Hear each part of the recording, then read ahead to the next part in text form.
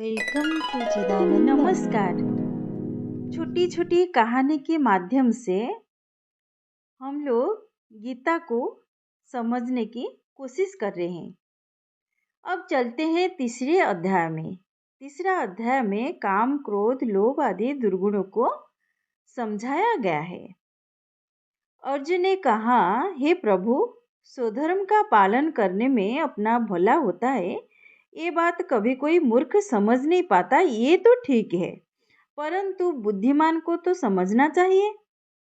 मैंने देखा है कि बुद्धिमान लोग भी स्वधर्म का पालन नहीं करते। ऐसा क्यों होता है? श्री कृष्ण ने कहा, अधिकांश लोग क्या करना चाहिए और क्या नहीं करना चाहिए, इसका निर्णय अपनी बुद्धि से नहीं करते।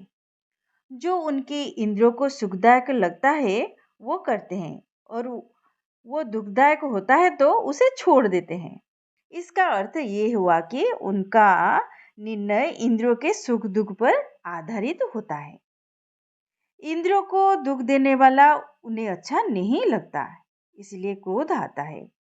क्रोध के कारण वो करने योग्य नहीं लगता, अर्थात कौन सा काम करना और कौन सा नहीं करना, इसका निर्णय लोग अपने काम क्रोध के अधीन रहकर करते हैं। इसी प्रकार बुद्धिमान लोग भी फंस जाते हैं। ये चीज को समझने के लिए एक छोटी सी कहानी आपको सुनाती हूँ। जीभ हो बस में तो उत्साह बढ़े अंग अंग में। सुरेखा नाम की एक लड़की थी। अपनी कक्षा में वो प्रथम 3 स्थान में रहती थी। चपर चपर बोलती थी, किंतु उसमें एक बुरी आदत थी। उसे कोई भी सब्जी अच्छी नहीं लगती थी। काचरा और कचुम्बर उसे पसंद नहीं थे। टमाटर, मूली, गाजर और सलगम आदि भी उसे नापसंद थे। करेले को तो वो थाली में परोसने ही नहीं देती थी। उसे तो रोज रोटी के साथ कुछ ना कुछ मीठा पदार्थ अवश्य चाहिए। अगर वो नहीं होता तो उस दिन वो भूखी ही रहती। भोजन करने की इस पद्धति के कारण धीरे धीरे उसके स्वास्थ्य पर बुरा असर होने लगा। उसके दांत सड़ने लगे और भी कई तकलीफें शुरू हुई। आंखों पर चश्मा चढ़ा, कमजोरी बढ़ गई। कक्षा में भी उसका स्थान पीछे चला गया। कारण यह है कि उसकी स्मरण शक्ति भी घटने लगी थी। एक दिन शाला का वन भ्रमण का कार्यक्रम था। सुरेखा भी उसमें सम्मिलित हुई।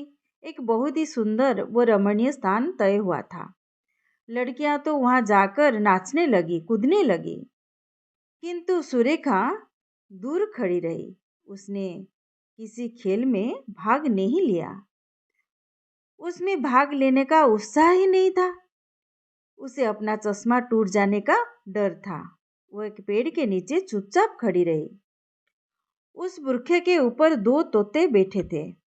वो आपस में बातचीत कर रहे थे। सुरेखा ने उनकी बात सुनी। एक तोता बोला, अरे मिट्ठू, ये लड़की खेलती क्यों नहीं? दूसरे तोते ने उत्तर दिया, अरे उसे डर लगता है, अपना चश्मा टूट जाने का उसे भय है, क्योंकि अब वो बूढ़ी हो गई है। पहला तोता बोला, बूढ़ी? नहीं नहीं, अभी तो वो 7-8 वर्ष की है। दूसरा तोता बोला, उससे क्या हुआ? जिस लड़की का मन खेलने में नहीं लगता, जिसमें कोई उत्साह नहीं, जिसका स्वास्थ्य ठीक नहीं, वो बूढ़ी ही कहलाएगी। उसके पिचके हुए गाल और घसी हुई आंख देख।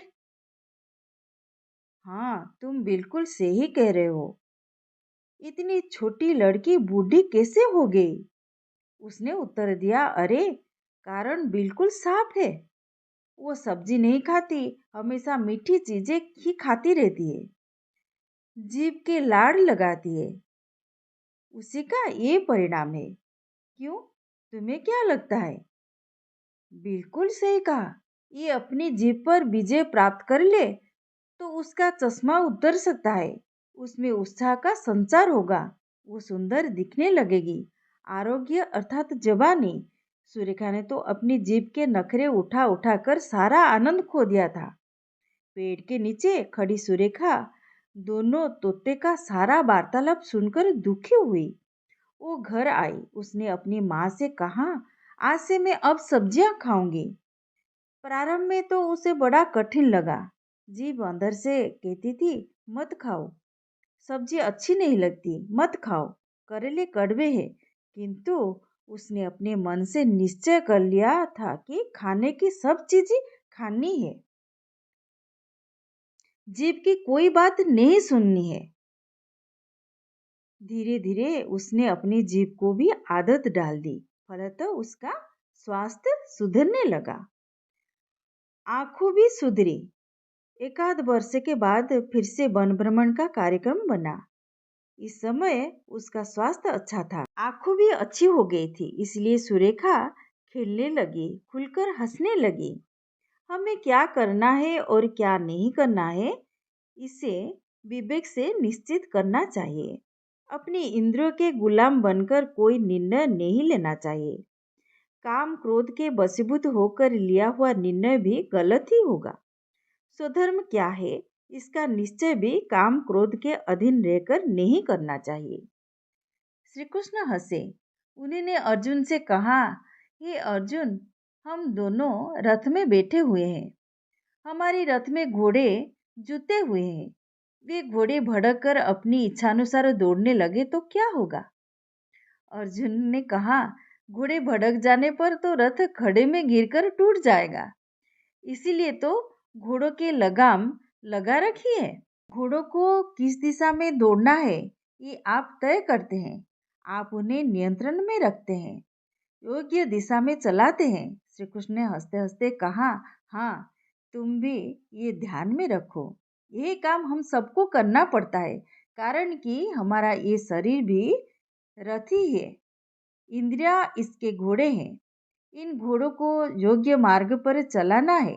इससे शरीर रूपी रथ योग्य मार्ग पर भी चलता है। इंद्रियों को तो केवल अपने सुख का ही ख्याल रहता है। इसीलिए इंद्रियों के अधीन रहने वाले लोग स्वार्थी होते हैं। इंद्रियों के अधीन रहने वालों को केवल अपना सुख ही दिखाई देता है। मेरी इंद्रियों को आनंद मिलना चाहिए।